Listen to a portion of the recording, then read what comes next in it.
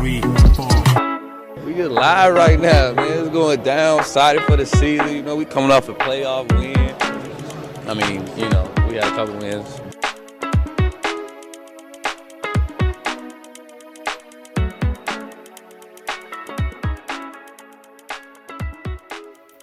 Welcome back, ladies and gentlemen, to another edition of Dear Diaries, Milwaukee Bucks podcast, brought to you by us here, the staff at Brew Hoop. I'm Jackson Gross, joined alongside one of my more usual co-hosts, Jack Traherne, over in the Down Under. And we also have Finn Kuehl on with us today as well, as it's the first in-season edition of Dear Diaries since me and Morgan were on talking about the Bucks lost to the Pacers all the way back in April. How time has flown. Before we get into all of that, Jack and Finn, how are you guys? Doing all right. The weather is starting to heat up over here in Australia as it starts to cool down, as I understand, for you guys over on the other side of the world. But so that's been good. Enjoyable first week of the NBA season. The Bucks won more than they lost, so that's always a bonus. So I'm doing all right. What about you, Finn? Yeah, I mean, I couldn't be more excited to have basketball back, so that's been great. Your point about the weather is true. We had a quick jump from like 80 degrees late into September to all of a sudden like 40s and kind of rainy up here where I'm at. So not the best, but that's all right. But I'm excited to be back on. Jack, it's been since like July since we last potted. Yeah. Jackson, I think this is our first time on together, so excited to talk some Bucks. Yeah, I think the only time we've done something like this was when you hopped on for day 2 of our playback stream for the draft. I think that's the last one. Yes. So should be a good time. But as one of you said, the Bucks won more games than they lost to start the season, which is always a good sight to see. Let's go ahead and break these games down one by one. They had 3 games as the time we're recording this on Monday. By the time you're listening to it tomorrow morning, the Bucks will be playing the New York Knicks. That should be fun considering they lost by over 20 points a game to the Knicks last year, but we'll get into that later. Game 1, obviously an emotional night. They were playing the Wizards at home to start the season. Chris Middleton returns. Some really good things in that first half. Unfortunately, lose KPJ in the first 10 minutes of the season. But after some struggles in the third quarter, they do just enough to beat the Wizards by 13 points, which I think is exactly what everyone wanted to see. Yeah, it was a good game. I mean, you can kind of split the game up into little parts. I mean, that first 5 was like rolling on all cylinders. And I'm frustrated to see KPJ go down because he is one of the few like ball handlers who can get into the paint on this team, and there's a dearth of that on the team, and so he plays a really important role. And then obviously Cole Anthony going down in the last game didn't help either, so they're really low on ball handlers now. But and then kind of the bench came in, and it was kind of like a little bit disjointed in that, I want to say the second quarter when they really caught up, it felt like. And then they kind of just got it done in the end through kind of sheer will and Giannis. So, yeah, that's kind of my main thoughts on that game. Yeah, I think getting things done by will of Giannis has been a bit of a trend here. But that first game, the offense was definitely clicking for most of it. It was exciting to see the high 3-point volume that we started to see in preseason, and that I think a lot of us wanted to see translate right away in that game. Everybody was getting in on it. Wizards had their own little hot streak. Chris Middleton definitely came to play against his old team. But so that was a fun opening night. I don't think you could be too mad about only beating the Wizards by 13, even though they're not a good team. What can you do when Chris looks like his vintage self? Yeah, they were making some tough shots. Sorry, Jackson. They were making some tough shots, and I believe they shot the 3 ball really well. So, they were 17 to 42. Yeah. So yeah. Yeah, no, it was just interesting. Just obviously, I was there in person and being around that, seeing all the celebration of Chris, and then being able to talk about what it meant to him, getting 3 standing ovations during the game, which was awesome. I can't believe neither one of you brought up the fact that Chris drew a charge on Giannis. Oh yes. And it was the funniest thing. He basically said that was not one of the lightest, but it was a light charge compared to some of the other ones he's taken from Giannis over his career. So yeah, no, the other thing I have to say about this, and I feel not bad, but I just feel like a broken record saying this. The offense, we all kind of were saying during last season that we were frustrated by the Bucks' reliance on iso ball between Giannis and Dame, and rightfully so at times because the ball would stick.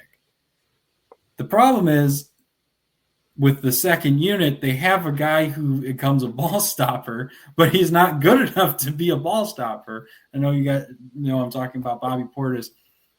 I've only been with the site like 2.5 years, but I just want to slam my head against the wall every time I see Bobby Portis take a dribble, spin away, and take that mid-range fading jumper that inevitably hits the iron short. Like, I like Bobby as a player overall. I think he brings a lot of good energy. He's a good locker room guy, but some of the offensive stuff just really, really bugs me because, again, he just becomes a ball stopper. Yeah. Yeah. Go ahead, Finn. Go ahead. Oh, I mean, yeah, like obviously as a Bucks fan, you wanna love Bobby because he's a cool guy. He's fun to root for, whatever, when he's playing well. But over the last couple seasons, I've just started to get really, really kind of tired of his game a little bit. The ball stopping is not great. The defense is pretty standout, noticeable in a bad way. I have a hot take that maybe I could save for later involving Bobby, or I could give it now. But yeah, I mean, he's just been a little frustrating to watch, but that's okay. That's okay. He's just kind of a lone dark spot in what's been a fun opening week. Yeah, I think there is I don't know if Bobby is the one driving this train or if it's Doc or whatever, but there seems to be a bit of if Giannis is off the court and it's like second unit, it's like Bobby Portis. This is Bobby Portis time. Yeah, I mean, like I've seen people mention this on Twitter, but the shots are kind of like I thought he actually took better shots against Cleveland yesterday than he did in the other two. Quick pick and roll and preferably make those shots 3-pointers off the catch and just let it go. And I thought he did a decent job of that yesterday. But it's in that second unit, it's like, oh, well, who else is going to score? Well, I guess it has to be me. Oh, how bad is that? And Bobby can take those. Yeah, they're just bad. Whether they go in or not, they're just bad shots. The isolation, mid-range shot, they stop the ball, and it's like if it goes in, it's only worth 2 points, which is the same amount as you could get a layup at the rim. If he wants to go ISO, man, get your ass to that right hook and shoot that thing. That's like a signature shot of him over his time at the Bucks. And I just don't want to see any more of these fadeaway ISOs. So I completely agree. Yeah, I think the unfortunate reality of having like KPJ and Cole Anthony out is that you kind of have to lean on Bobby more. Yep. Like he is like a release valve because he can get that shot off and he can get hot. Like he's not a bad weapon. I would just rather him not be featured, like you're saying. And I hate the long mid-range unless it's like a star player taking it. I agree with the Cleveland point. Like he was taking some better shots last night, but then the problem was the defense, not the offense. And when he's taking bad shots, not really hitting them, and then he's giving up layups because he has no presence on the interior defensively. It's kind of like, all right, you're in a tough spot because he's supposed to be our best bench player, but then he like has stretches where he's just not valuable. he's like leaking points. And I mean, honestly, if I were Doc, I don't know exactly what I would do. Yeah, I feel like you can't bench him flat out, especially when you have a night like last night where you need rebounds. But yeah, I don't know. It's tough. Yeah. I think, and we'll I want to get back to the game a little bit, just see if you guys had any more thoughts, but just sticking on this Bobby point, like the thing is maybe they start going with like a Myles Turner, Bobby Portis front court to give Giannis some breaks. That's what they did when Kuz and Giannis were out during the preseason. They started that one game against the Pistons. It was Bobby and Myles, just to have some.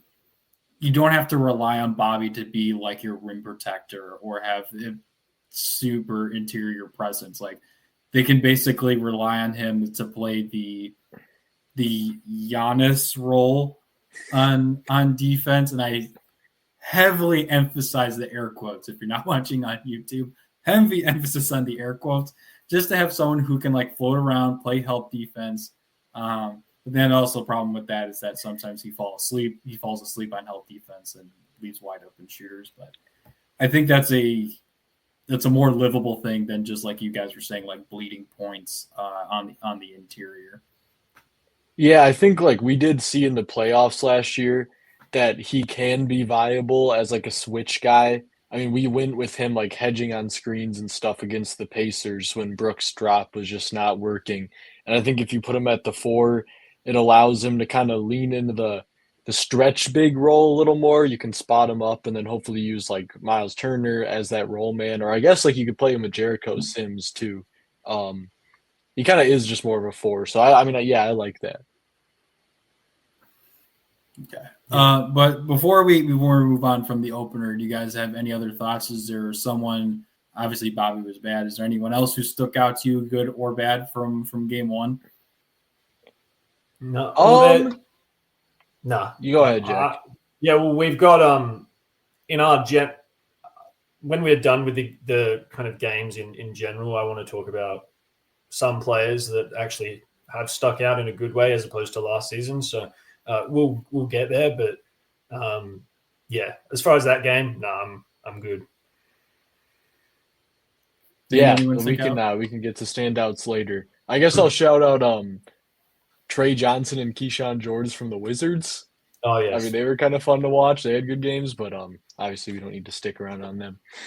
Okay, just random thought because I was so confused. Is it Keyshawn or I thought it was Keyshawn George? It's Keyshawn. Yeah. Okay, I was like, I've had it wrong this. I know time. because I cried myself to sleep every night that the Bucks didn't draft the kids. So. Oh my God! Imagine. Oh my. We have an opening. He's like an aggressive. Spot. We're like he is. Yeah. Like, he would be the perfect 3 for this team. Oh my God. He's like an aggressive Ajax. I mean, like seriously. Who can? He's shoot? like a good shooter, and he's a versatile defender, and he can pass, and he's got size. I mean, he would just be perfect. But also, who knows if we even would have developed him right? But I digress. Yeah. Okay, so moving on to their first road game of the year, starting out 1-0, feeling pretty good. And then they went up and took on the Toronto Raptors, who were just coming off a big-time win over the offseason champion, the Atlanta Hawks. No, obviously, KPJ, who has the ankle sprain still. They lose Kyle Kuzma in that game to an ankle sprain as well. I know, obviously, Giannis had another big-time performance, but I think we can already say Cole Anthony has had his game already. We already had the Cole Anthony game 2 games into the year.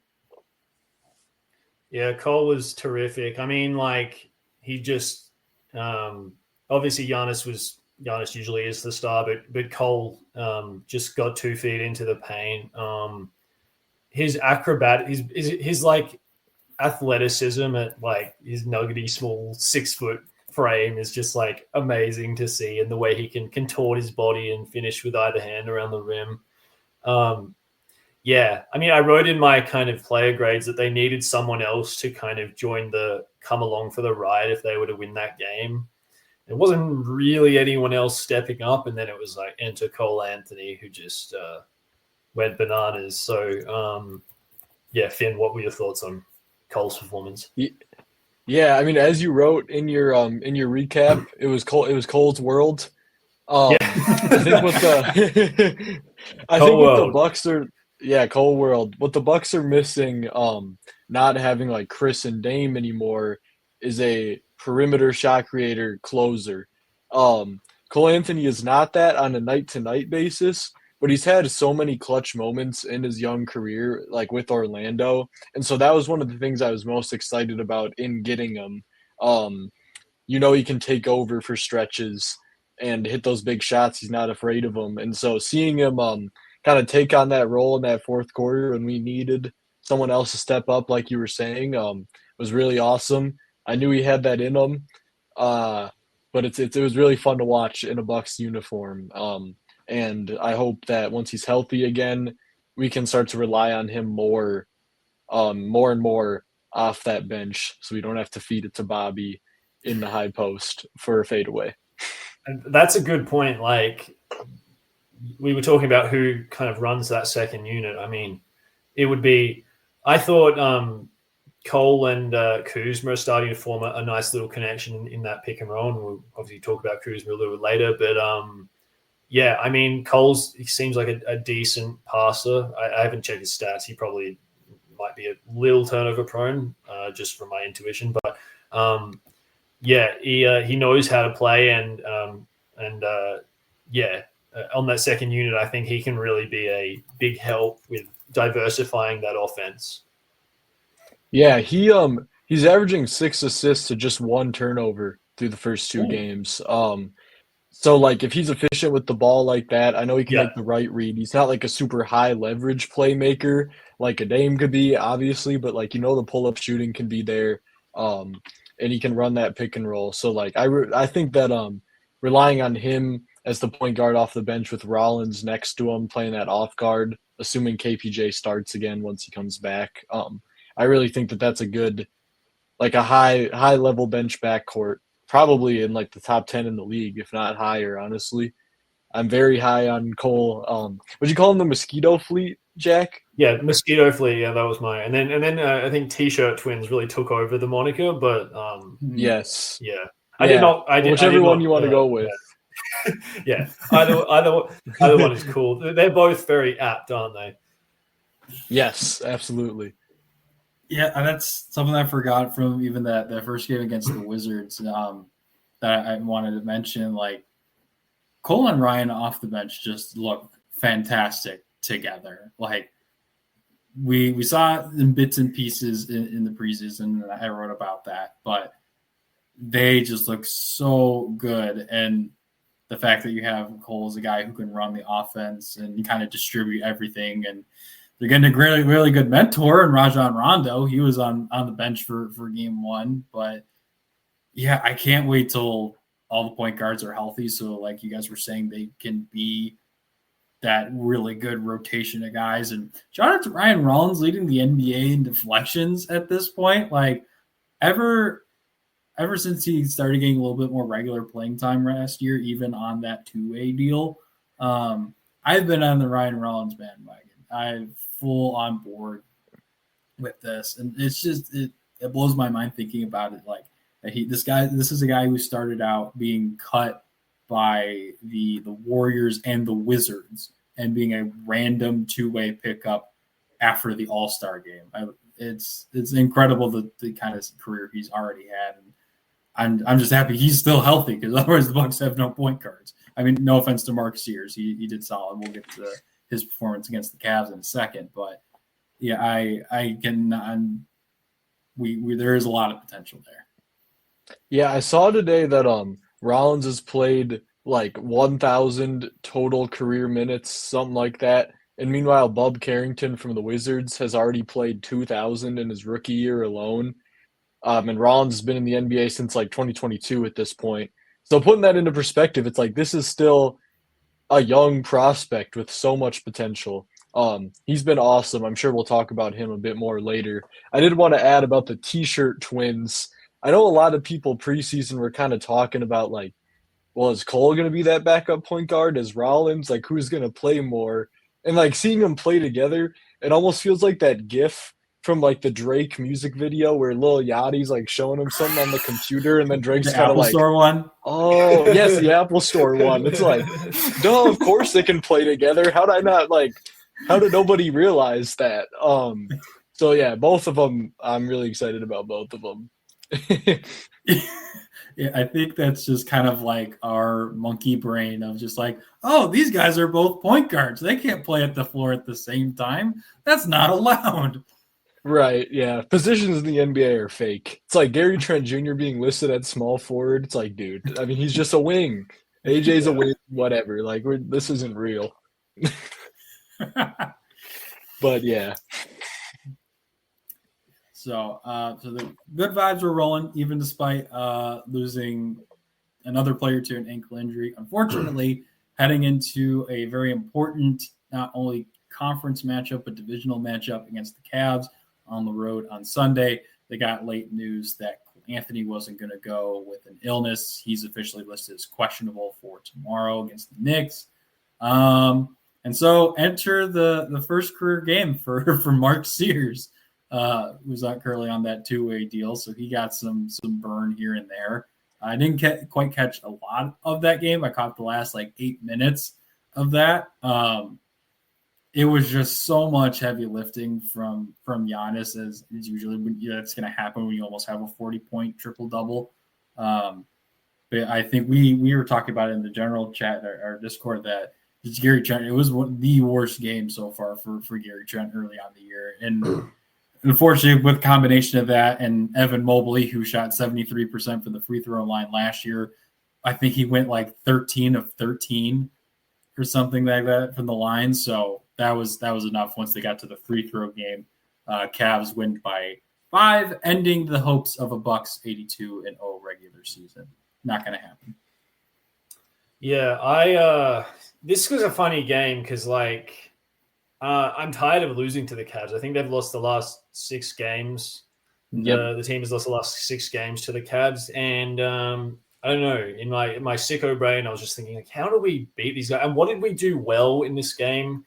What did the Bucks do well in this game that might be a recipe going forward? And the number one thing that I thought that they did maybe a little bit, there's room to improve, but one thing that they did maybe a little bit differently is it felt like they were bringing Allen and Mobley out of the key a little bit more, and they did that through setting good screen. Myles Turner is an excellent screener, and I thought he set some really good screens.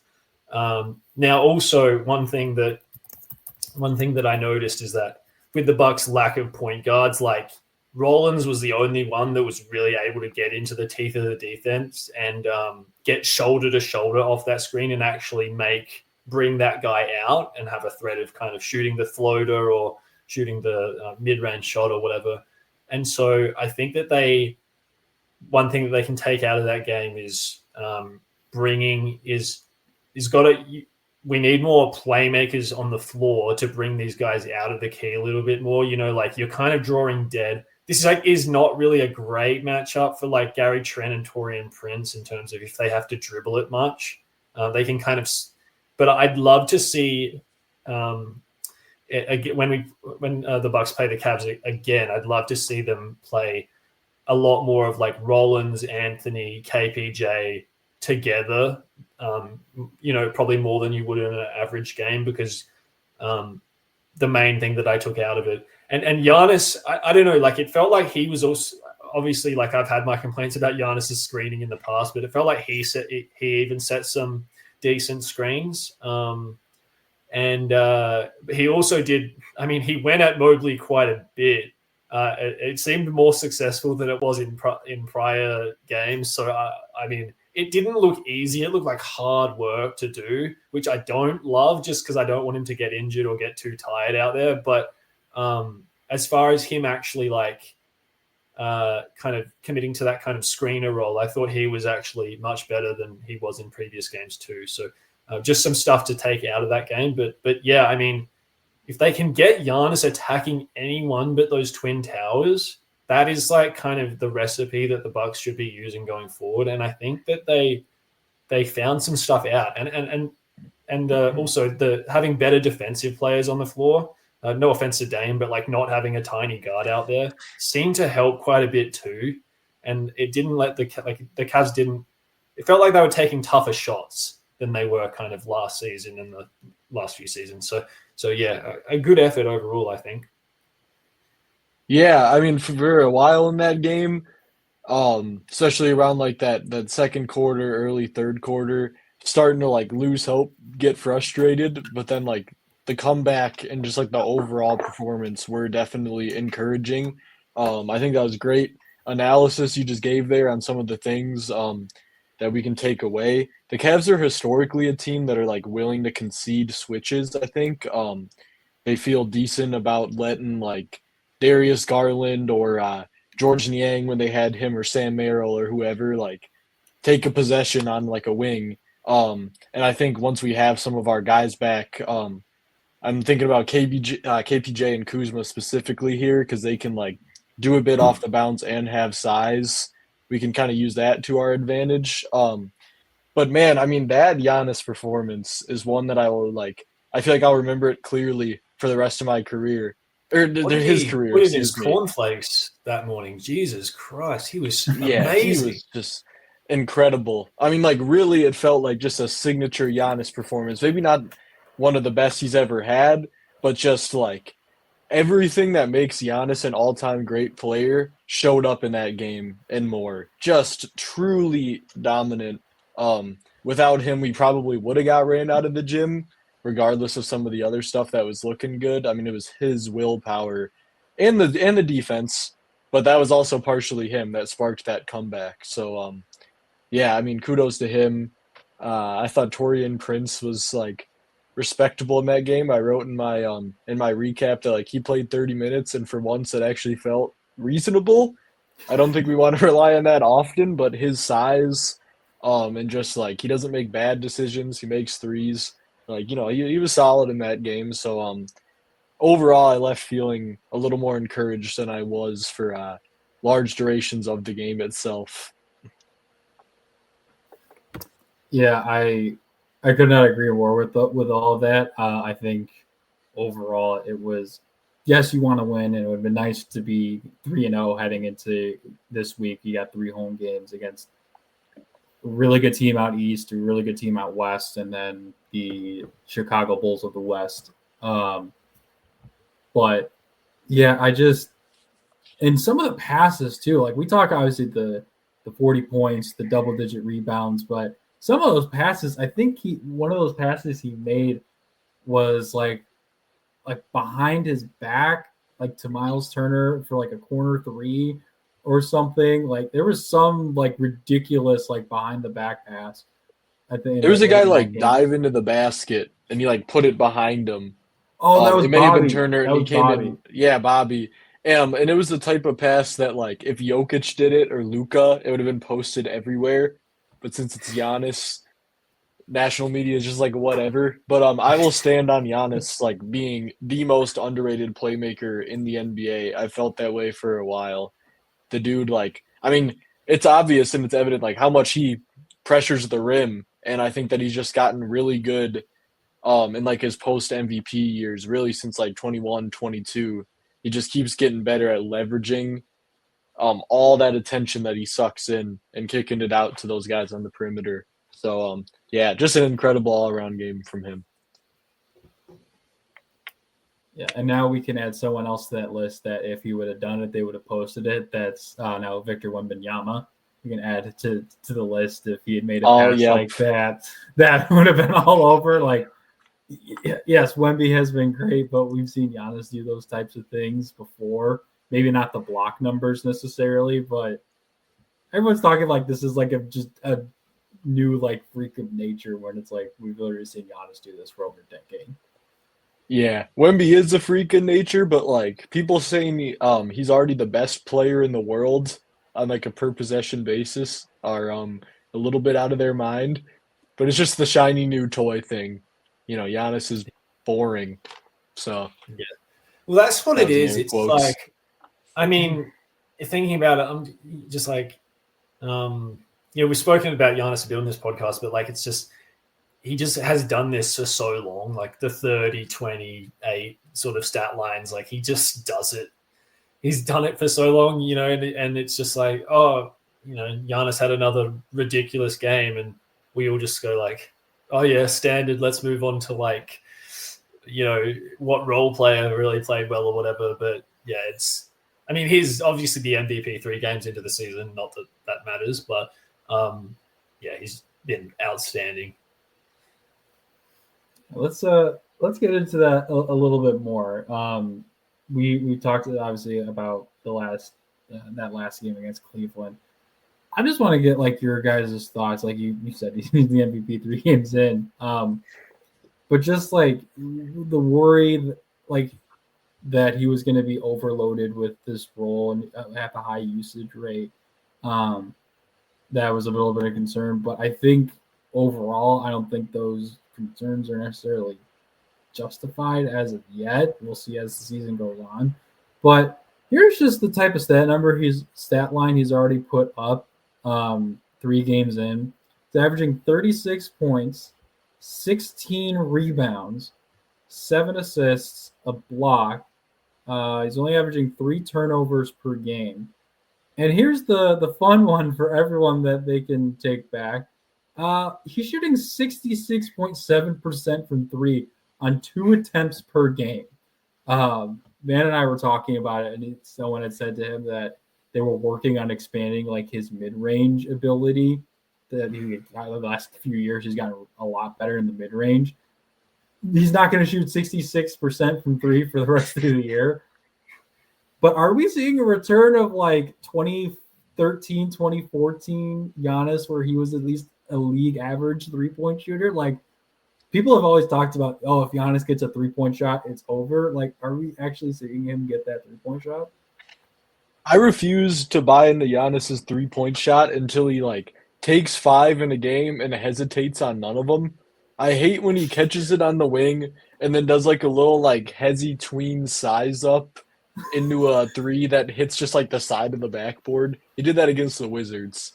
He can make them, and he's made like more clutch 3s in his like overall Bucks career than you would think based on his reputation. So like, sure, if he wants to shoot like 33% on 2 attempts a game for a season, that'd be cool.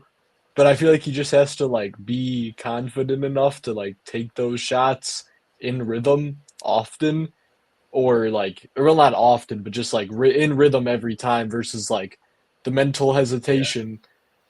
Yeah. But yeah, I don't know. He's made them so far. Yeah, if you remember, he took one against the Raptors. It was off. Penetration from someone. I believe it was Cole Anthony. Got it on the wing, and then it was like a little late shot clock kind of pass to Giannis. Those are the ones that I'm like, all right, I'm fine taking them. Like he's got 5 seconds on the shot clock, whatever the case is. You're probably not going to get a better shot. And he just took it in rhythm and it went in. It's like, all right, fine.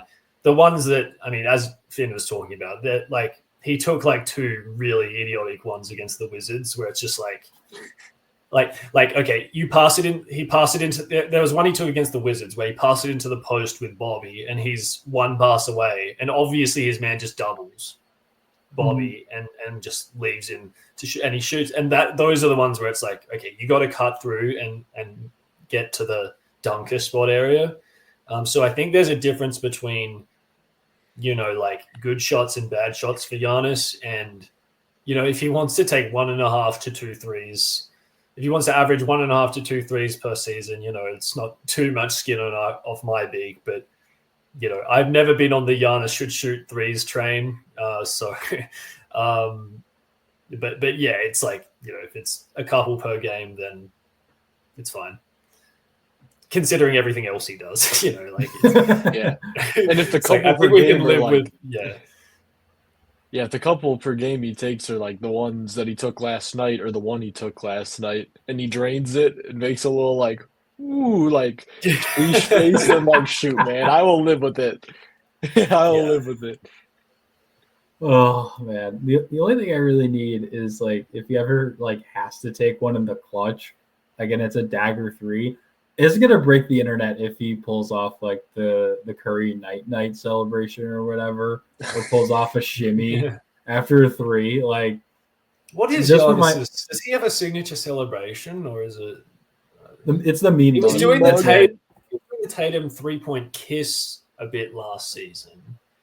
Like chef's kiss sort of thing. I don't know. Like, he's kind of messed around with a couple different ones. I don't think he has a signature. Maybe he needs to. I think you need to be a shooter to have a signature celebration.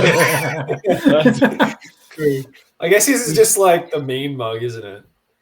Yeah. He goes to the rim. Or it's like it's that little like face he makes, like I was just describing. Like he's like, "Woo! Can't believe what I just did." Yeah. Yeah. Puckers his lips a little. Maybe he should up the Carmelo celebration for three to the dome. That's one of the greatest. I wouldn't mind him breaking that one out. Or you could do like AJ Green's little dice roll. Yeah, it would be kind of a fun. It'd be a fun troll if he did like a Dame time. He could if he hits a clutch one, just hit his wrist. Down that road, because we crucify a certain player for doing the Dame time. So but he's not a Buck. Hey, man, if we want to.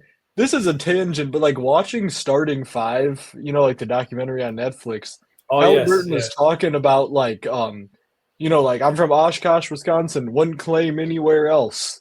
It's like, dude, why are you like saying that? And then you're wearing a Cubs jersey on the sideline. Like he's like actively trolling Milwaukee and the Bucks, but he's like, I claim Wisconsin. It's just corny. The part that I found a little bit interesting was when he's just like, they were describing how because I watched it too, and they were describing how the Bucks Pacers beef started, and it was in that Vegas game, the play-in tournament. Was that I think it was Dame's first year, I think.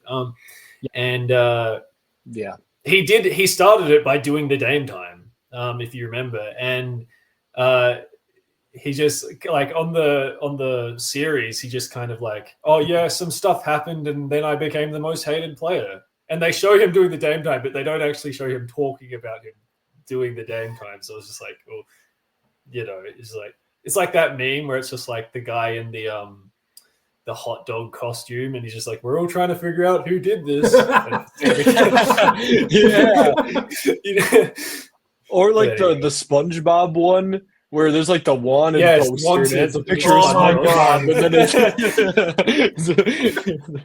it's all in good fun. Like, I don't really. It's not like it's fine. We want players to show their emotion and stuff, but it's like, 100%. You did kind of start this, like just own it. Yeah, I feel like he said like he wanted to be a villain. It's like okay, if you want to be the troll and embrace that, then like don't shy away from you starting the beef because you did start the beef.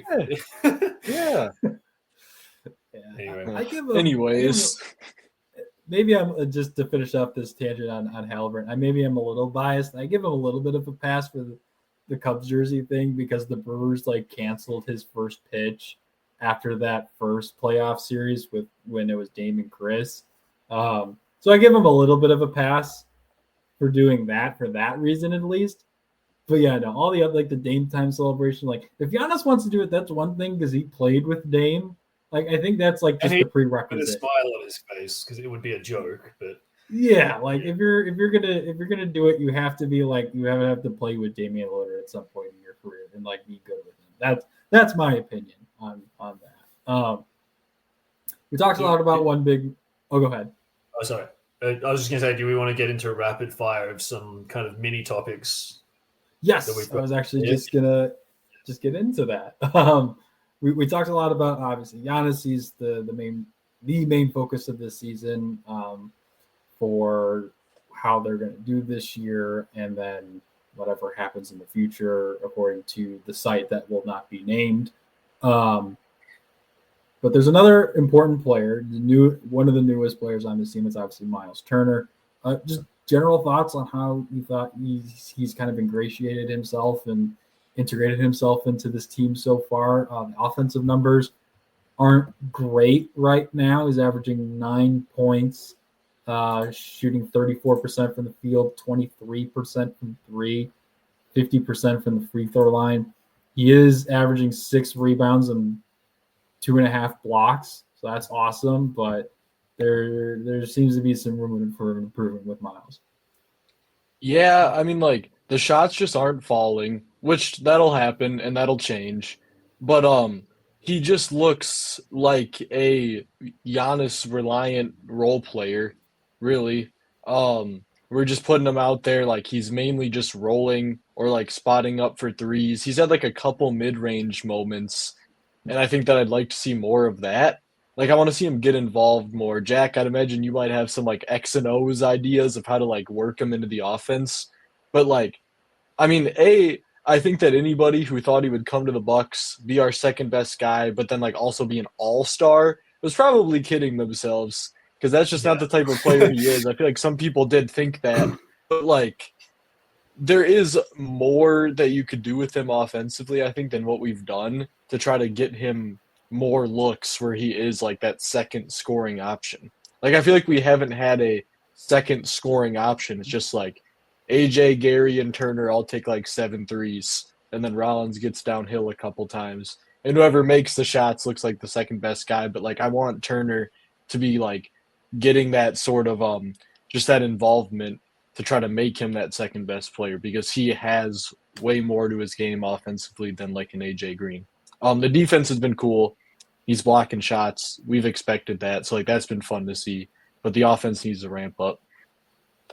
Yeah, to the defense point, I saw this on Twitter from Nathan Marzion. The Bucks have a 108.2 defensive rating with him on the court in 88 minutes and a 122.1 defensive rating with him off the court. So he's like, I spoke about it, looking at the game against Toronto. I mean, he just he had 4 points, but I'm watching the game and I felt so safe with him and especially him and Giannis together. I mean, I just like the limbs everywhere is just amazing. His defense, like this is the difference between him and Bobby is like Bobby has to keep scoring for the team to keep its head above water. But with him, obviously we want him to be, you're paying him like you want him to have a lot more impact offensively. I completely agree. But the defense is like, it's not a negative, even if he's not hitting shots, because the defense is just so good. As far as getting him more involved, I mean, like Finn said, the shots, number one, he needs to stop hesitating and shoot a few more of those threes because he's pump faking a lot. And it's just like, no, just let it go, man. Just let it go.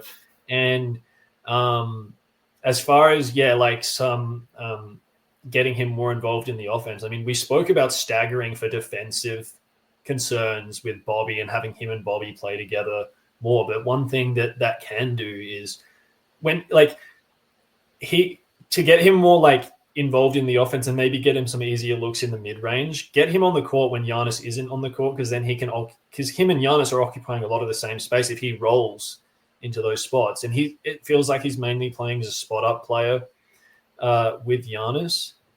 So staggering could be an option there to get him operating in the same areas.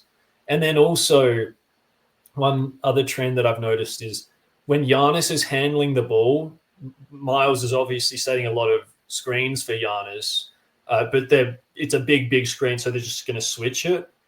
And so like I spoke about with the Cavs with ball handlers, and obviously, again, it's bad that KPJ and Cole Anthony have been out and could be out going forward a little bit more.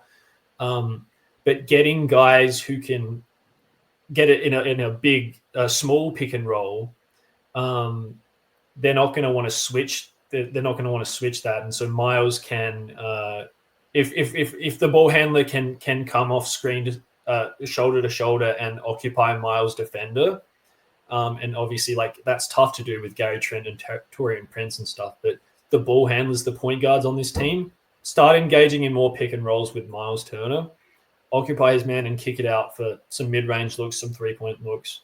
I think the main thing is just I do think they need to get him more involved in the offense, and there's certainly a few ways that they could do that. And I don't think that they've maximized him to the level that they should be so far.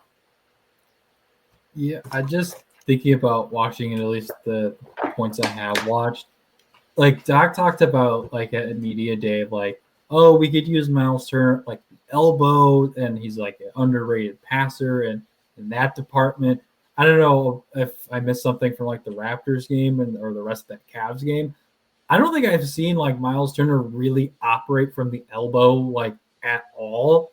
And it's like, why are you going to talk about using this aspect of his game, even if it's just like in passing? If you're not going to do it, like get him Yeah, some he time. needs more touches. I Yeah, completely agree. like- Like he just needs whether he shoots it or not. Like it feels like he's not really touching the ball as much as he should be.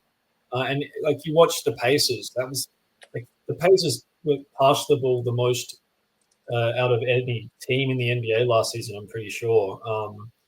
And he's a read and react. He's a pretty good read and react player. So I totally agree, Jackson. I kind of cut you off here, but the passes, yeah, like they just need to have him operating in these areas and just generally touching the ball more. Yeah, like he should be the ones to take those mid-range faders instead of Bobby Portis. Like let Bobby spot up as the out guy on the perimeter and let Myles operate in the post and let him kind of get himself going. And I do agree about the pump faking threes. I thought that was just kind of weird. Like, dude, you shot 40% from three last year. Why are you pump faking any threes? Just like let it rip. But yeah, no, they need to treat him like he could be an all-star level post scorer and not just as a more athletic Brooke Lopez. Yeah, I just want to chime in with some numbers here. So he's got a 19.4% usage rate on the season, which is sixth right now behind Gary Trent and Bobby Portis, which should probably change. KPJ and Cole Anthony being above them is fine because like those are your actual ball handlers, but like there's no reason why he should be getting less shots up, getting the ball less than like a Bobby Portis. And like part of that is a lineup thing. Like if Bobby's playing with Prince and Ajax and whoever he was playing with like last night, then sure he's going to get the ball more. But you could put Turner in those lineups. As long as there's some sort of ball handler out there who can like swing him that rock, you can. I think you could go for like a couple 2-3 minute stretches a game where it's like we are looking for Turner first, and if we can't like get him a shot, maybe he kicks out to a shooter, or just like we figure something else out. But like he's a good enough shooter and like roll man occasionally where like I think you could rely on him for a few stints a game. My hope is in the same way that we spoke about Cole Anthony and Kuzma developing a little pick and roll chemistry where Kuzma's kind of attacking switching defenses by just kind of he knows they're going to switch, so he's just slipping to the rim basically. I feel like Myles has to, because you know, like him and his chemistry with Halliburton last season was just like obviously a feature of the Pacers offense, and I don't know if it's going to be like him and Giannis because I just spoke about them. It's a big. They're just going to switch it, but I feel like possibly when KPJ comes back, like they have to start working on those little game within a game, like these two have a good connection, let's run pick and roll with those two sort of thing. And doesn't help that there's no point guards on the roster right now, so that's annoying. So, but yeah, hopefully they can have kind of like two players that kind of Turner can have another player that kind of he develops a bit of chemistry with. Yeah, I think we can have some much different conversations on here once we've got our guards healthy. I think a lot of things will look different on both ends of the floor. So part of this is kind of just like placeholder stuff for sure. Yeah.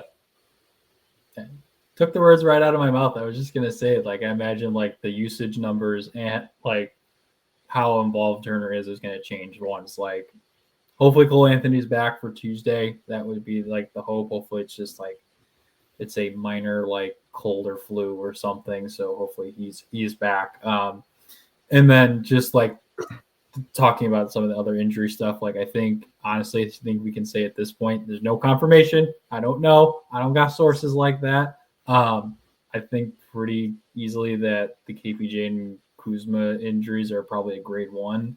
ankle sprain, so hopefully should be back in a few days, but we'll see. Speaking of Kuz, we talked a lot about the guards, but let's go ahead and move to the wings. You kind of put this in here, like if they want to close bigger, who do you guys think that wing should be? And then what do you think about Taurean Prince and Kuz being relegated to two bench guys at this point, no longer being relied upon to be a starter? Yeah, so as far as the big wing, we've seen that issue pop up in the last 2 games where they've had to close with a 3-man / 4-man instead of the 3-guard front that they've started with.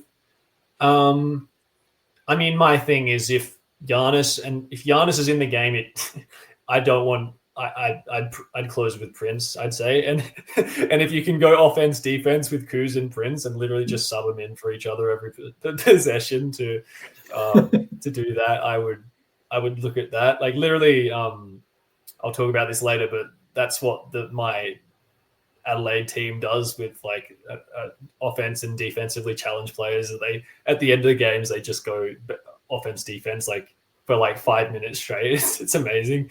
So yeah, I would just as a general rule I would go with Prince if Giannis in that closing lineup. But yeah, do you have any thoughts, Finn? Yeah, I mean, I've been like pleasantly surprised with Prince on the young season, I guess. Like I already knew, who Prince is as a player, but he looked so limited and not helpful in like the playoffs, especially last year. But I mean, shoot, he doesn't really make mistakes, and he does make threes, and he does have size. So like, I feel fine about closing with him if it's going to be like it was last night. As long as he's like the 5th option out there, and we're not like drawing up weird plays for him or something like that, then like I'm fine with that. In an ideal world, it could be Kuz, and maybe he will get there at a point in this season, especially if we keep kind of getting him to buy into this role where he's like a roll man, a cutter, like taking the occasional 3, being like a bit more of like an off-ball scorer. But yeah, I mean, I feel fine with Prince right now, which I didn't really think I'd be saying today. But yeah, he's been solid. Yeah, as one of the resident like we're probably the only like true like Taurean Prince like lover on the site. I've been a big fan since he came because like I was just so sick and tired of like, and this is gonna sound blasphemy to any Marquette people listening to this. I was so sick and tired of Jay Crowder on the team. I just the fact that he was so much younger and more athletic. I was like, he cannot be worse than Jay Crowder, and I'm happy he's here. But yeah, no, I was saying this during that playoff series and in the aftermath, I was so pissed with Doc that the fact that he put him as a shooting guard. Like, you're gonna make him guard like smaller guards and point guards when he just like he has good size, but he doesn't have the foot speed for that type of thing. But letting him slot in his natural 3, occasional 4, guarding the likes of a DeAndre Hunter or guys like of that ilk, it feeds into him a lot, being a lot more effective, not only on the defensive end, but on the offensive end too, because it's just kind of his natural flow. And shout out to him getting a step back dribble 3 in the corner against the Cavs yesterday. Like, it was like a pump fake sidestep sort of, yeah. Yeah, it's got a little bit of bag in there, Taurean. Keep get in your bag, brother. Here's the question about the forward room. Would the Bucks be better if they had Semi Ojeleye right now? Semi Ojeleye. Can he hit a 3? I'm honestly asking. Bucks version of Semi Ojeleye. I'm going to go ahead and say no on that one. I have PTSD from Semi's short stint in Milwaukee, and I don't ever want to think about that again. It's like a nightmare for me. Yeah, I remember being like excited when. Yeah, it was like I think we had traded him by the time. He was the peak Tucker hit, but never quite worked. Oh, so the same size as PJ, but does not hit corner threes. Cool. Yeah. That's totally a PJ Tucker replacement. I just do want to know just Kuz in the like. I wrote quite an angry article after last season. Like if Doc starts Kuz at the 3, like and plays him alongside Giannis, like we're gonna have problems. And Doc has passed that test with flying colors. I think someone said that he's played like, I don't know, some very small amount of minutes alongside Giannis. He's basically Giannis's backup at this point. And he's playing, I want to say like 20 minutes a game. I haven't checked that, but like it hasn't been much more than that. And he's done well in his role. And hats off to Kuz. Like I have to give him credit because I panned him a lot last season and he's playing his role perfectly. And you can't ask for more than that. Well, he has been until he got injured. And he actually offers quite a good defensive option. Like he was guarding Keyshawn George in that Washington game, and he did quite a good job on him. So, hats off to Kuz. Good job, man. Yeah, I mean, his like best trait I think has always been is like his size and then how he can use that on defense, but also in the paint to score. He's 60% from the field through 2 games, hasn't made a 3 yet, but some of that roll man stuff where he's just getting to catch, diving right away and going up for a layup is like great stuff. I think the less he has to think and the more he can just go do, the better, which sounds bad, no knock on him, whatever, but also 1.5 steals and 1.5 blocks per game through just 2 games, but like that speaks to what he can do on defense with that size and that like general versatility. I think he can kind of slide up and down. He can move. So, I've been impressed. I think if we just keep using him as a role player, then like maybe we can kind of work him back up to being a little bit more than that. I'd love to see the corner 3 fall or see a couple games in the regular season where he gets hot and gives you 20. But like this is a really solid foundation for him. And I hope that Bucks fans start to take notice if he keeps playing like this. Yep.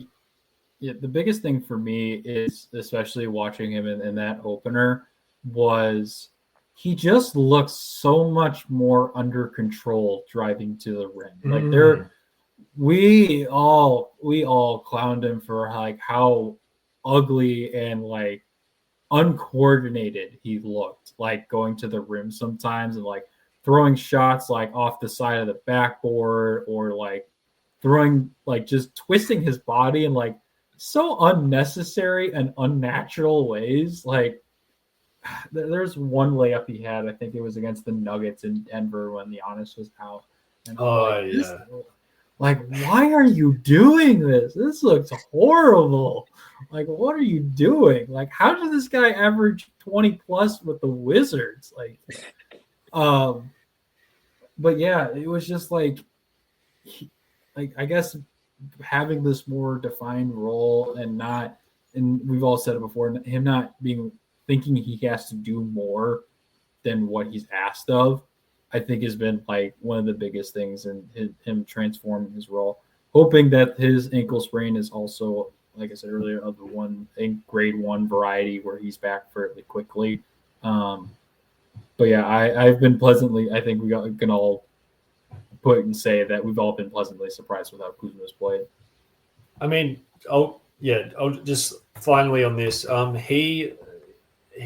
think he knows that like if he wants his next contract is going to be determined by how well he can play in the role that how well he can fit onto a good team. I mean, I'm unsure maybe a bad team offers him a big contract because they have to spend their money on someone, but like him proving that he can play within an ecosystem on a good team and have a positive effect, that's how he's going to earn a next contract in this league and maximize his value. So I think he knows that too. I would love for Kuzma to be locked in a room and grind Aaron Gordon tape. Yes. I think that there's like that's kind of like a mold, or I guess like Andrew Wiggins, like those guys who kind of scaled down. I mean, he is like not the same talent, that Wiggins and Aaron Gordon have proven to be, but like the way those guys just kind of glue in as like do-it-all players with size who defend and play off stars has made them ridiculously successful players in this league, really. Aaron Gordon looked nuts the other night, but so like if Kuz can just keep playing off of Giannis and being that role player, he will just look awesome and help us win. I really have been optimistic about his potential to do stuff the whole time he's been there. Been here, because we've seen him do positive stuff with like the Wizards. So if he just keeps doing this stuff, I really do think that he could make an impact eventually. I'm happy to hop back on the Kuz bandwagon. I'll do it if no one else will. Hey, if he keeps playing his role, I'm right there with you. Yeah. Yeah, I was just gonna say, like, when you talk about him looking back at Aaron Gordon's film time, like specifically look at the game he played against the Warriors. Like, look at his. Well, his maybe not the 3-point shooting, because Aaron Gordon has suddenly turned into Steph Curry from the 3-point line. Yeah, like, which is one of the craziest developments takes. Yeah, I've ever seen, because literally 2 seasons ago, maybe once, I can't remember, but when they would play the Bucks, Giannis is just designated roamer, just guarding Aaron Gordon. Just don't even guard him. And now he's like, he made how many threes in that game? 10. Anyway, we have to move on, but Jesus. Yeah, he made 10. He went 10 for 11 from 3. 10 threes? Did you just say 10 threes? Yeah. He scored 50. You know who he tied? So he set a record or tied a record for most threes in a season opener. He tied Terry Rozier for that record, which was a very, very ironic timed shout. But yeah, I'm gonna zip my mouth on that one. Jesus. Yeah, good call. Let's get back out of the Bucks. We have next to talk about Bobby. I mean, we already kind of talked about him. Yeah. I think. Oh, I'll give my Bobby hot take though. Oh yeah. Go. Well, so I think that Pete Nance should start eating into his minutes. Whoa. At the very least, Jericho Sims. Just because like the defensive difference there is huge. But my thinking with Pete Nance is this: Jericho is a 0 on offense, basically. Other than like he can catch and dunk, which is like great, but that's all he does. Pete Nance can still shoot, but no boneheaded shots from him. He can pass, and he can like defend well enough to play like 5 minutes. It's like if nothing else, it'll keep Bobby honest. Yes, exactly. Like if Bobby has a bad night, let's just try it. Yeah. Let's just be like, hey man, like look, you're not safe. We got this guy. We're willing to put him in. That's what this is like. I don't hate it, because this is what has been pissing me off about Bobby, is that the defensive, like, look, man, I know that you're probably like never going to block shots, and like your frame is what it is. Like, you're an undersized center. You kind of have concrete in your shoes. Like, it's tough, but you're not even attempting to move your feet. And he keeps doing this thing. And Giannis does this a bit too, but Giannis is just so much more. The ceiling is, he's Giannis, but he just like, guys will drive at him and he just sticks a hand in their. So he just sticks a hand in their chest and it's a foul every time. And it's like, just put your hands out and attempt to move your feet. I'm asking you to try to move your feet. And this defensive, like, it just like really frustrates me. And so yeah, if they want to give Pete Nance a go, if nothing else, to light a fire under Bobby, then I'm all there. I do think a motivated Bobby Portis is like, he's a good player, and I don't even really think that needs to be said. Yeah. So like, if we just need to like get him to lock in, and he's not going to do that just like on his own, then let's just show him what it looks like when we have Jericho Sims on the floor for 10 minutes playing defense, and be like, hey, Bobby, that's how you get minutes, man. Yeah. Just give a damn, please. Like, but yeah. So that's my hot take. I'm like very big on Pete Nance for no reason lately. I think he looked awesome in summer league and preseason, which we've talked about. But Yep. yeah. My friend Monis, who runs like Bucks Plus Audio, I'm gonna send him this like portion in particular because he is a huge Pete Nance guy. Like we were talking about it in the season opener, like about Pete Nance. So I'm gonna send him this. All right, we're already an hour in, so let's get on to probably some people's like favorite part of the show. It's prediction time. 3 games for the Bucks this week, all home games. So I'm going to be a very tired person this week, and it's going to be extra tough since I don't drink coffee. So, but we're going to make it work. We're going to make it work.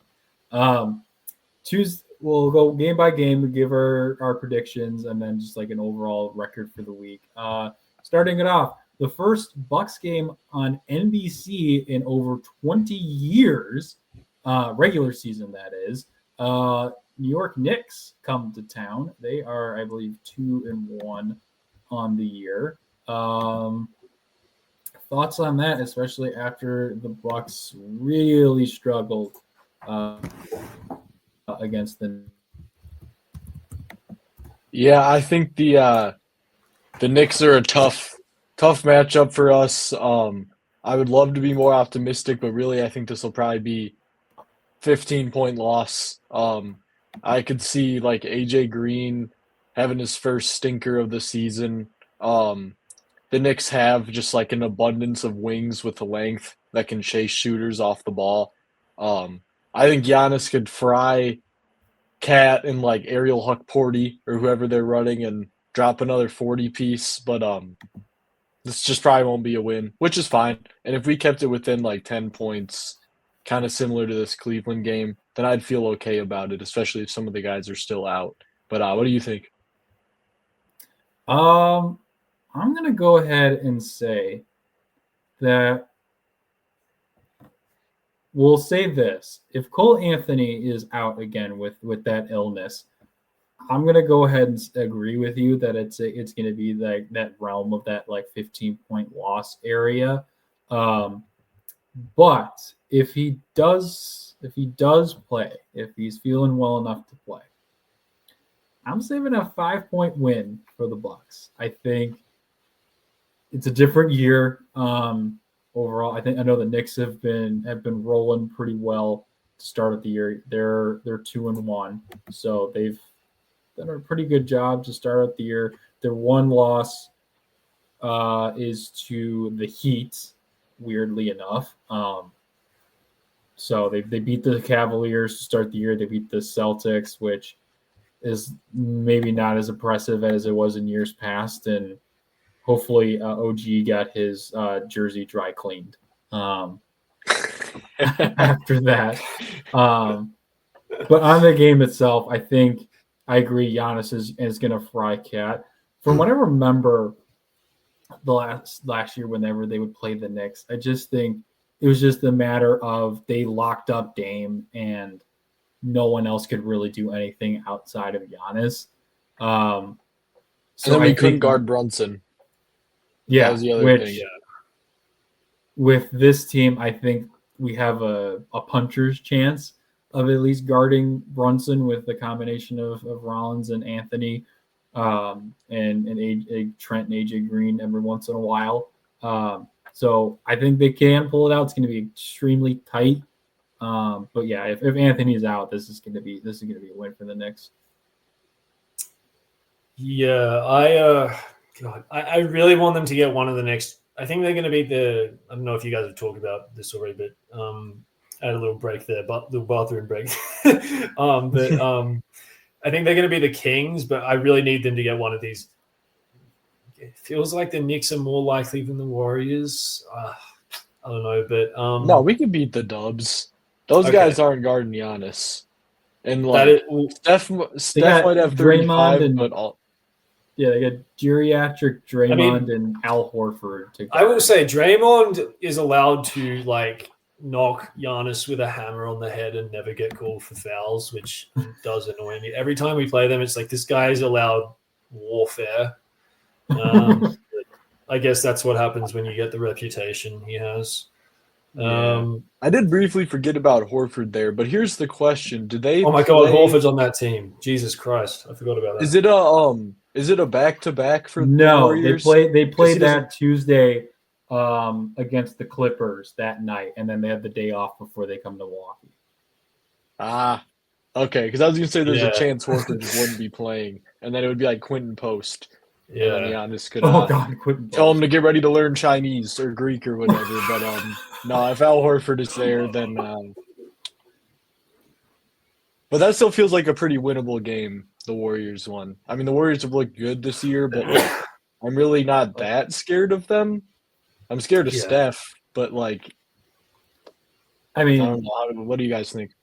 They just got blown out by Portland by 20 points. So they beat the Lakers without LeBron by 10, and then went into overtime against the Nuggets and allowed Aaron Gordon to score 50 points and then get blown out by 20 against the Blazers. Now, I'd probably say that game against the Blazers is probably because they were exhausted, because that was a back-to-back, and they were traveling to Portland for that one.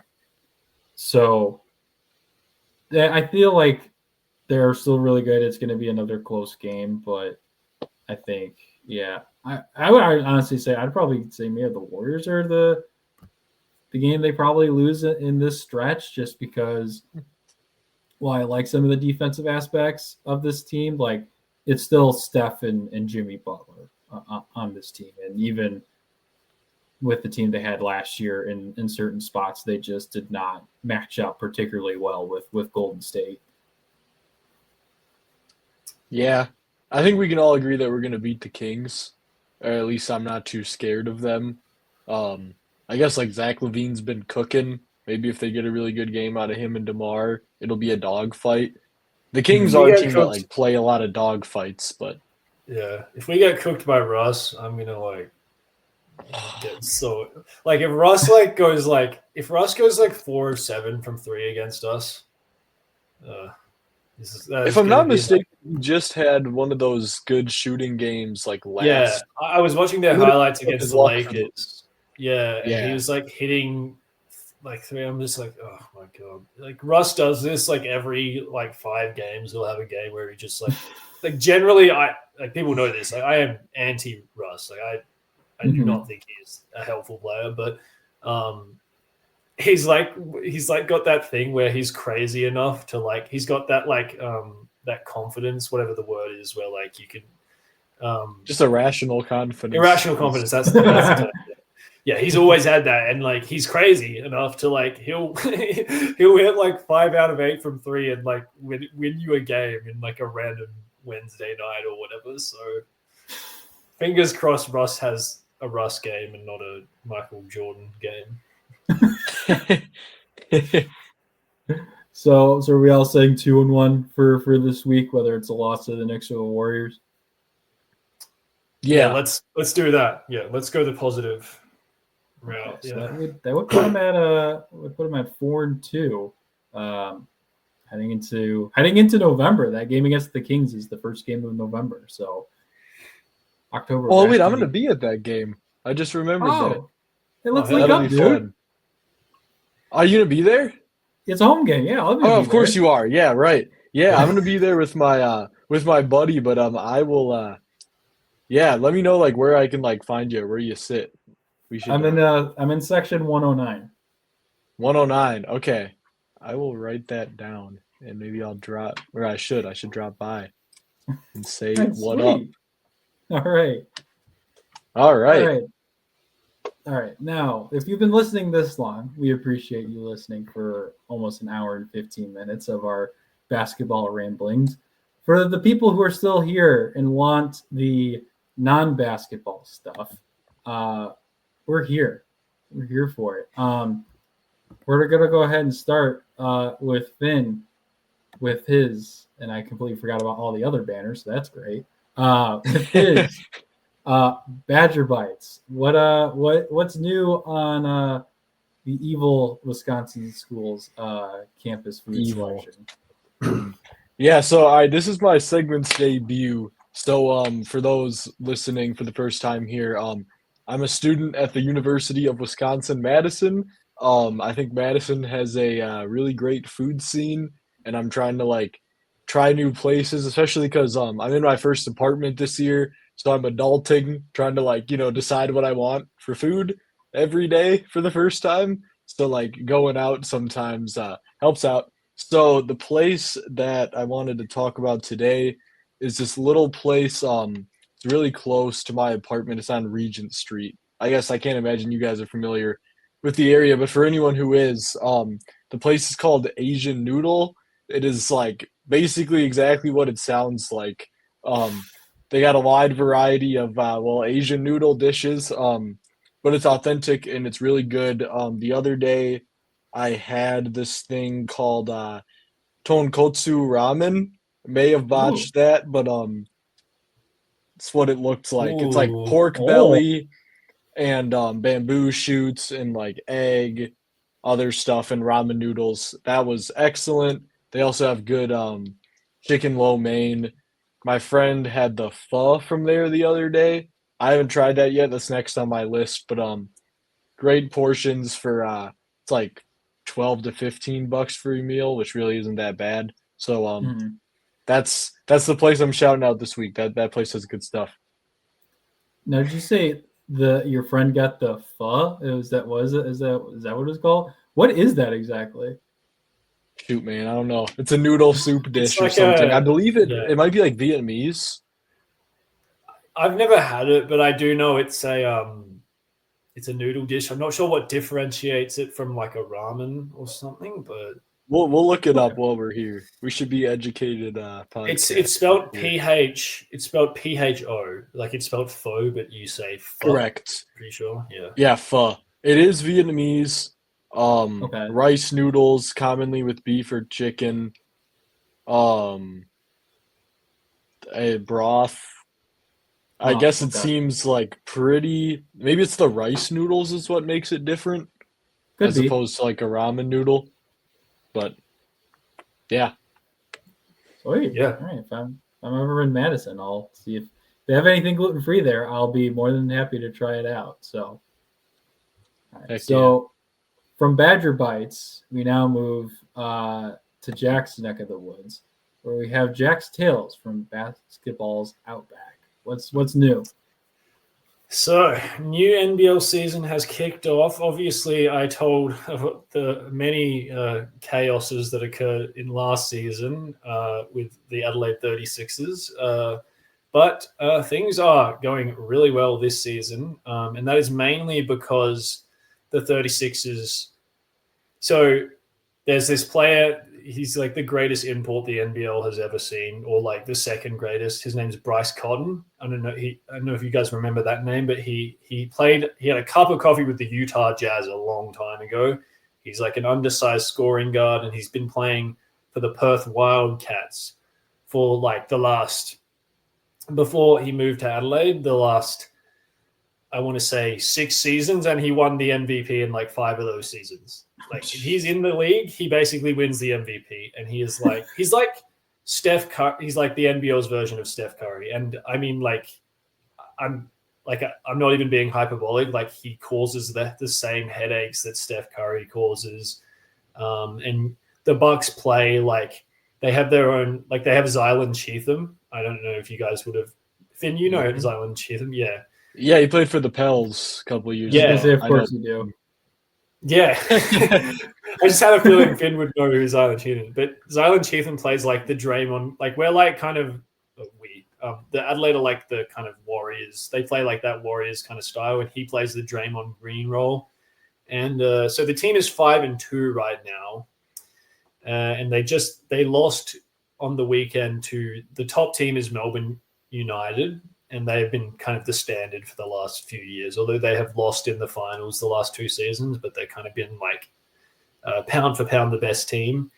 And they lost on the buzzer too. It was basically they were up 2. They defended the first 3 really well, and it just clanged off the rim perfectly to the opposite corner. The guy got a shot, hits it, and it was just like, So anyway, so they're second on they're equal second on the ladder right now, but it has been a really enjoyable season because two players, one of which moved to the Sydney Kings. Kendrick Davis, the previous point guard, he kind of brought with him a lot of drama, as did Montrezl Harrell, as you guys would be familiar with Montrezl. He was on a team last season, and hey, I know Kendrick Davis too, but yeah. There's a whole like can of worms to open with Kendrick Davis and Adelaide, but we don't have the time to open that can of worms. But so he left, and basically the team was like, "Oh, we're going to suck again." And then Bryce Cotton, who was everyone thought he was going to sign in Japan for some monster offer, and that he hadn't signed yet, and it was like everyone thought he was like meant to sign weeks ago, and it hadn't happened. And Adelaide apparently called him up and offered him the biggest deal the NBL has ever seen. The owner of the 36ers has deep pockets, so he said yes, and it like broke the internet over here in Australia, basically, that he said yes. And then the best part was that he then became he's been in Australia a long time, and he has been wanting to become an Australian citizen for the past like 3 years. Like he's been trying, and he just, I don't know, the paperwork has been messed up or something. And he immediately got it when he came to Adelaide, which means that he can be what you call a marquee player. And I'm not sure how it all works, but essentially it's slashed like you can get 3 marquee spots on each team, and they have to be of Australian players. And it's slashed like $800K off the team's payroll just because they could designate him as a marquee Australian player. So, and it also means that they can get another import because he's considered Australian now. So, and is he going to play for the Olympic team? He can, but he has said that it's not really a motivation for him. Like other people want him to be an Olympian, and to play for the Boomers, but he has said that it's like he doesn't really have too much motivations. He just wanted to be, I guess, an Australian, which is good. But yeah, I mean, by the next time we pod, or whether it's might not be the next time, but let's say a month down the track, the team should have a new import. They need another ball handler because Bryce, like on the weekend, Bryce played, I want to say 37 minutes out of 40. Couldn't take him off the court. Jeez. And the team just relies on him so much. Like he scored 53 points 2 weeks ago. So, yeah, he's amazing. And the team is drama-free for the first time in like a half decade, which is so good. So that's my main update from basketball's Outback, shall we say. Can I ask about Jesse Edwards was pretty good for Melbourne against Adelaide, right? Yeah. Yes, he dominated. He was 10 for 10 from the field. His problem is he fouls so much. Like he just every second he's on the court, he fouls. So, but it was a really interesting game because he had 4 fouls, and both of the 36ers starting and backup centers also had 4 fouls. So each team was going at the other center and basically giving up a layup every time because the centers didn't want to foul. So it was a really interesting game from that standpoint. But yeah, he'd have to be one of the like top. He'd probably be the best center in the NBL right now, Jesse. Oh, Edwards. Wow. Yeah, the impact that he has on defense, and he just like cleans up everything around the rim. And yeah, he's really, really good player. Yeah, good for him. I liked him a bit as like an undrafted prospect last year, but the Wolves just like didn't play him at all as a rookie. Yeah. So I wonder if maybe one day he'll make a comeback or whatever. But shoot, if he's the best center in the league, he definitely couldn't be that here. So maybe. Yeah, I mean, I think he's got an NBA future. If you ask me, like just watching him, like I think he could be a third center in the next few years, sort of on an NBA team for sure. Sweet. Anyway, all right. What do we got for your Legos? Yeah. I'm gonna make this quick because I gotta skedaddle soon. It's getting close to 9 o'clock already. God damn. But I don't have anything with me because I don't know if I said at the top, but I'm currently not home right now, so I don't have anything to show off. But the holidays are coming. So in a rare change, this is going to be a future build or a future build for you if you're in the market for some Legos. We were just going through, me and my family were going through this whole catalog of Legos, obviously for the holidays. And me, as I don't know if I've ever said this, as a big Spider-Man fan since the Tobey Maguire days, they have 3 new sets out for all my Spider-Man heads out there. They have Peter Parker's apartment. They have the train's chase sequence from the second Tobey Maguire movie. And then they have like Attack at Oscorp or something like that. You can get all 3 of those sets for $250. Like 2 of them are $50, another one's $150. The one at Oscorp's like almost it's a 1.5 feet tall. So you get that's a pretty good value. Like considering like they're selling a Lego Death Star for almost $1,000 at this point. Getting 3 really nice sets for like $250 plus tax is a steal. And if I don't get it for the holidays, I will be getting those things for myself at some point because adulting money is kind of nice sometimes. Hell yeah.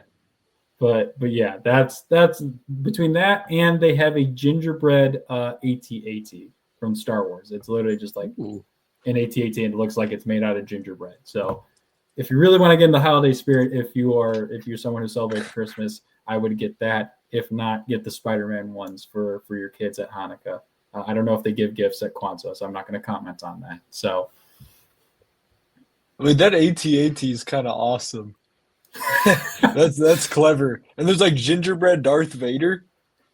Oh, I didn't realize it came with that. See? Yes. Get even more value out of it. Who would want gingerbread Darth Vader?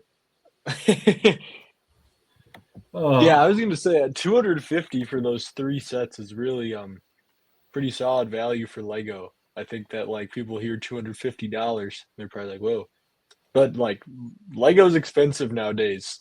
I used to be big into Lego, and it's like I would still maybe get a set here and there, but I don't have adulting money quite yet, and it's like prices are up there. But yeah, no, that's shoot. Maybe I need to put that AT-AT on my Christmas list. You just put me I think on. it's only like $60 or something. It's not very expensive at all. Not bad. All right. Okay. Well, gents, I'm going to let you guys get out of here. Thank you so much for hopping on with me. For more coverage, make sure you head on over, of course, to brewhoop.com, where we have articles from all of us, the staff here at Brewhoop. I will have the both the extended and rapid recap for tomorrow's game, or today's game, as you're listening to this, against the New York Knicks. Obviously, like I said, I'll be there on Thursday against the Warriors and Saturday against the Kings. We will have articles interspersed throughout all of that. So any parting thoughts before we say goodbye to the good people? No. Thanks for tuning into a long-ass pod. And that is I think we made it entertaining. We're a good trio. Yeah. And that is the perfect note to end on. And we will see you guys next week when we see what happens with this interesting 3-game slate for the Bucks. So until next time.